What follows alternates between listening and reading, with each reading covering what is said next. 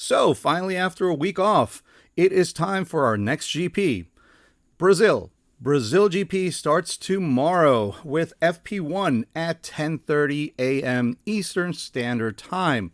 Now, what does this mean? It means that we will be live streaming all of practices, qualifying, sprint, and the race during this weekend, just like what we've been doing so far. So make sure to come back to this channel and subscribe if you haven't, so you can get the notification that, hey, race is starting, FP1 is starting, or so on and so forth. So the calendar is FP1 tomorrow at 10:30, qualifying at 2. Okay, I know some people are looking at this like, what is he talking about?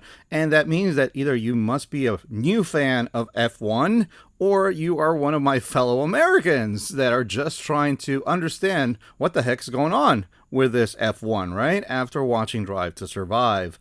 Okay, I'm going to explain it, but just let me finish here. On Saturday, we have FP2 at 10:30 Eastern Standard Time, and followed by the sprint at 2:30 p.m. Eastern Standard Time. And then on Sunday, we have the race at 1 p.m. Eastern Standard Time. So come on back and watch them all with us.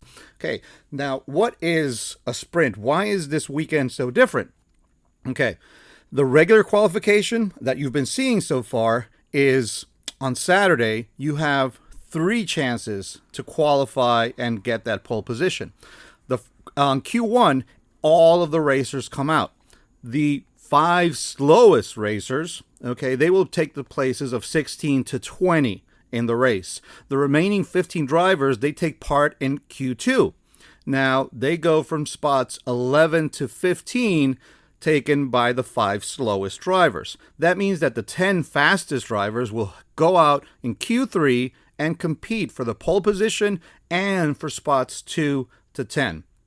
But when you have qualifying as sprint qualifying as you do tomorrow, then this is what happens. The regular qualifying will still be held, but it will be held tomorrow. And same thing, but those places will be for the grid on Saturday for the sprint race. Okay? The sprint race is just a single session. All the drivers go out, they race for 100 kilometers, take it around half an hour or so, and their finishing positions in this small race will determine their spot for the final grid on Sunday. The short length is intended to provide a flat-out, exciting race for the drivers and the spectators, because the teams won't have to deal with pit stops, changing tires, or fuel, for this race. Now, there have been a few changes for the sprint from last year to this year. What are they? Last year, the three first drivers on the sprint would start 1, 2, and 3 in the race as well, but they would also get points.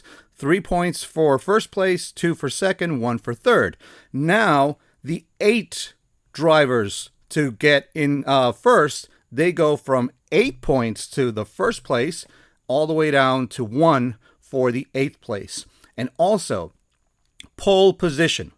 Okay, it could have happened that you could win qualifying, so you would start first in the sprint race, but then you wouldn't win the sprint race and you wouldn't start first in the GP, even though you had the fastest time during qualifying. So many purists did not like that. There was a big fan uproar. So the change now is that if you qualify first, you will start from the first position in the sprint race.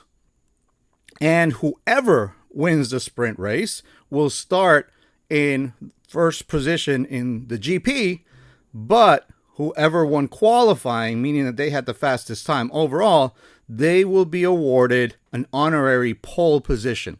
Now, does that change anything? I don't know. I mean, what do you guys think? I think it's just, a bit confusing there. But hey, let's see what happens during this weekend. Come on back. We will be having a lot of racing action, and we will be bringing it to you live. So I'll see you guys tomorrow.